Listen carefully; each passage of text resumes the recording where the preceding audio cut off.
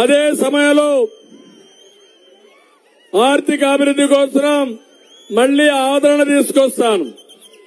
5,000 కోట్ల రూపాయలు ఖర్చు పెట్టి ఆధునిక పనిముట్లు ఇప్పించి మీ ఉపాధిని అభివృద్ధి చేస్తా, మీ ఆదాయాన్ని పెంచుతా, మీ రుణం తీర్చుకుంటా. విద్యా విధానాలు అన్ని కూడా మళ్ళా రివైవ్ చేస్తాం. విదేశ విద్య, స్టడీ సర్కిల్, విద్యోన్నత పథకాలు పునఃప్రారంభిస్తాం. చంద్రన్న బీమా పెట్టి 10 లక్షల రూపాయలు మా వెనుకబడిన వర్గాలకి ఆర్థిక సహాయం చేస్తాం. శాశ్వతంగా కుల ధృవీకరణ పత్రాలు అందజేస్తాం. బీసీ భవనాలు, కమ్యూనిటీ హాళ్లు కూడా పూర్తి చేస్తాం. నేను ఒకటే చెప్తున్నా, మొత్తం ఈ యొక్క ప్రాంతంలో మీరు చూస్తే చేనేతలు ఎక్కువ ఉండే ప్రాంతం ఈ యొక్క ఎమ్మెగనూరు.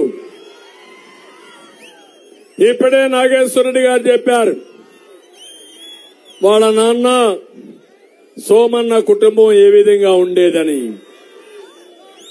ఈరోజు జయ నాగేశ్వరరెడ్డి గారు ఆ కుటుంబం నుంచి సోమనాథ్ గారు అదే తరహాలో ఉండి ఎమ్మెగనూరు కనలేని సేవలు అందించాలనేది నా ఆలోచన. ప్రోత్సహిస్తా, ముందుకు తీసుకొస్తామని కూడా నేను మీకు తెలియజేస్తున్నా. ఇక్కడికి వచ్చినప్పుడు చేనేతలకి హ్యాండ్లూమ్ ఉంటే 200 యూనిట్ల కరెంటు ఉచితంగా ఇస్తాం. పవర్ లూమ్ ఉంటే 500 యూనిట్లు కరెంటు ఉచితంగా ఇస్తాం. బుడగ జంగాలు కూడా ఎస్సీలో పెడతాం. ఇక్కడ చేనేతలకు డబ్బులు రాలేదని బాధపడుతున్నారు. తప్పకుండా ఒక ఫైనాన్స్ కార్పొరేషన్ పెట్టి చేనేత కుటుంబాలకు ఆర్థిక సహాయం చేసే బాధ్యత తీసుకుంటాం. చేనేత పార్కుకు నేనే స్థలం ఇచ్చాను, టెక్స్టైల్ పార్క్ పెట్టాను. దుర్మార్గులు అన్యాయం చేశారు.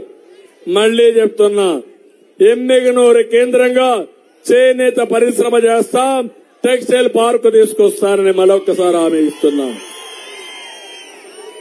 ఇవన్నీ ఈ రోజు ఎమ్మెగనూరులోనే సవాలు విసురుతున్నా. మా పార్టీ తెలుగుదేశం పార్టీ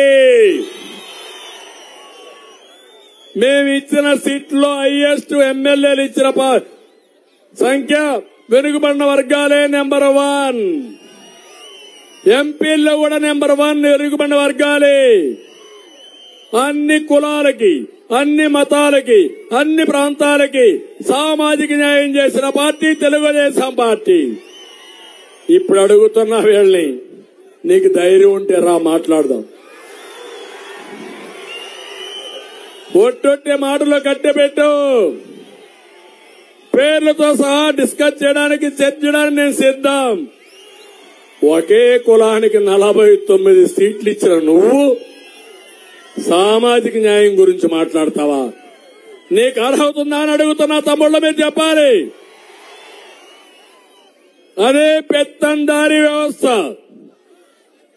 ఎక్కడికక్కడ ఇష్టానుసారంగా వీళ్లు పేరుకుపోయి ఇష్టానుసారంగా చేసే పరిస్థితికి వచ్చారు. ఇక్కడ ఒకటే హామీ ఇస్తున్నా, మాదిగలున్నారు. 97లో ఏబిసిడి కేటగరైజేషన్ తీసుకొచ్చిన పార్టీ తెలుగుదేశం పార్టీ. మాదిగలకు కూడా సామాజిక న్యాయం జరగాలి. జిల్లాల వారీగా కేటగరైజేషన్ తీసుకొస్తాం. మాదిగ, మాల, రెల్లి అందరికీ న్యాయం చేస్తా. అదే నా సామాజిక న్యాయం. సీట్ల విషయంలో చేశా, రేపు అభివృద్ధి విషయంలో కూడా చేస్తారని చెప్పి నేను మీకు తెలియజేస్తున్నా. ఇదే సమయంలో ముస్లింస్ ఉన్నారు. అందరికీ ఒకటి హామీ ఇస్తున్నా. ముస్లింస్ అందరికి నేను ఇచ్చే హామీ, 14 సంవత్సరాలు మా పరిపాలన చూశారు. 2 సార్లు ఎన్డీఏలో ఉన్నాం. ఏ ముస్లిం కూడా అన్యాయం జరగకుండా మీ హక్కులు కాపాడిన పార్టీ తెలుగుదేశం పార్టీ.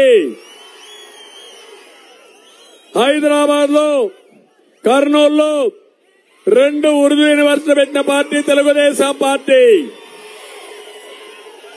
ఉర్దూ రెండో భాష చేసిన పార్టీ తెలుగుదేశం పార్టీ. రంజాన్ తోఫా ఇచ్చిన పార్టీ తెలుగుదేశం పార్టీ. ముస్లింలకు బాగా డబ్బులు పెట్టిన పార్టీ తెలుగుదేశం పార్టీ.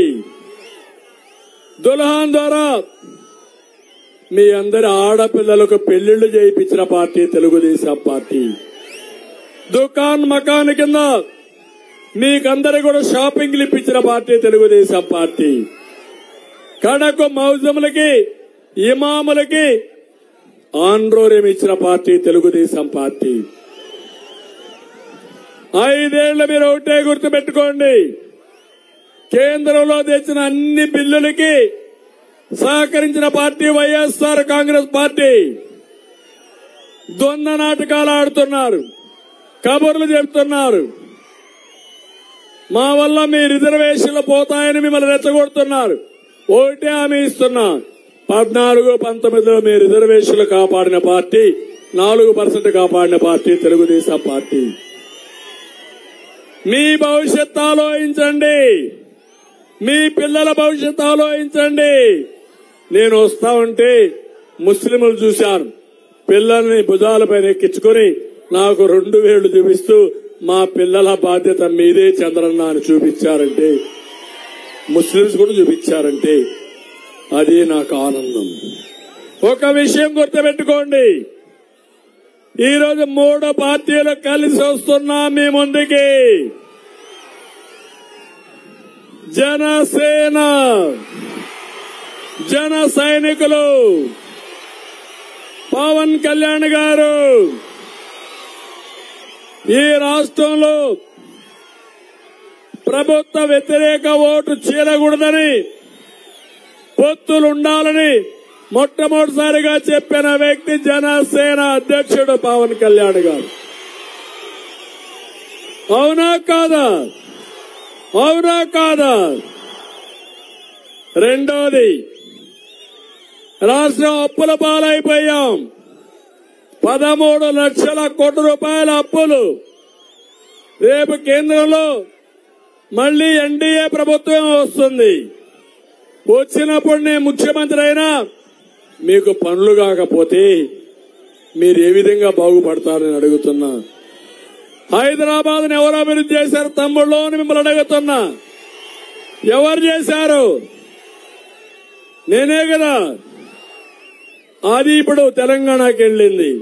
మళ్లీ మనకు అభివృద్ధి కావాలనా లేదా? మీ పిల్లలకు ఉద్యోగాలు కావాలనా లేదా?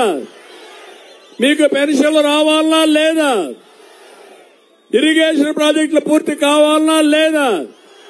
దీనికి అన్నిటికీ కేంద్రం అందరం కలిసి ఉంటూనే అవుతుంది. అవునా కాదా? ఈ రాష్ట్రం కోసమే మా వృత్తులు. మీరు గుర్తుపెట్టుకోమని అడుగుతున్నా. పొత్తు నా కోసరం కాదు, పవన్ కళ్యాణ్ కోసరం కాదు, బీజేపీ కోసరం కాదు. ఈ రాష్ట్ర ప్రయోజనాలు ఆశించి మీకోసరం పెట్టుకున్న పొత్తు. ఈ పొత్తని మరొక్కసారి విజ్ఞప్తి చేస్తున్నా.